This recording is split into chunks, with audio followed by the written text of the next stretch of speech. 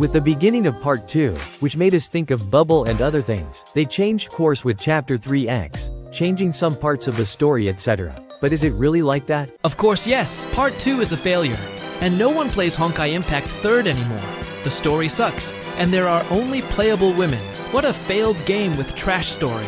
And after these gentle creatures, we can continue with the video. At first, I also believed that they had changed the story, but after looking a bit, it is not true at all. Let's start from the very first chapter of Part 2, where we meet the goddess version of Senadina, where in simple words, she told us that to find out the truth behind everything, even to review her, we should travel all over Luoxin. And incredibly, we are doing it, but going back in time, and honestly, it makes a lot of sense actually. First thing, the term Dreamseeker. The Dreamseeker were mythological people who were able to travel into the past. So here is the answer.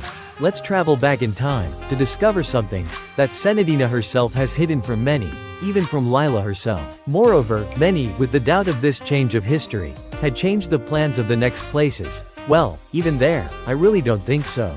As we know well, the Honkai team, in each update of a corresponding area, puts other areas, such as on Honkai Star Rail. They are doing it also on Honkai Impact 3rd. Where am I going with this? It's very simple, that Langchu, Oxia and Ryumu are areas of the place we are exploring, that is the continent Lune. The continent Lune is one of the 4 continents of Mars, as well as our starting point. And I don't even think we're at the end of the Lune arc, for other very interesting reasons. As we know, we're traveling back in time, as the cataclysm and the cocoon of finality are yet to happen, and many areas are still intact and full of civilization, including 2 areas which in the first chapters, they told us, were destroyed. We are talking about Minghai and Bayou, once neighborhoods of Antares, the big city, where Oxia itself is a neighborhood of the city itself. And another very interesting thing is that the first chapters, both in the notes left and other things, have prepared us a bit with the next chapters. Another interesting thing is that in addition to the 4 continents, there are 2 other areas, namely Olympus and Murria's Grand Canyon, so in total, 6 areas to explore. Last thing, probably, some will think that because of this change, they might have changed their mind, and honestly, I don't think so.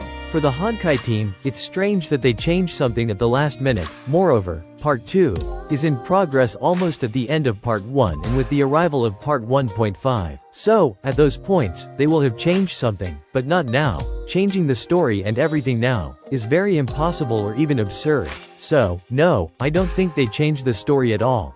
Just because the first chapters didn't go well, and I want to say another thing. Look at the first chapters of Amphoras, the Honkai or Hoyoverse team has always done it like this. In the first chapters, they make long quests but they give you information and other things to seem boring.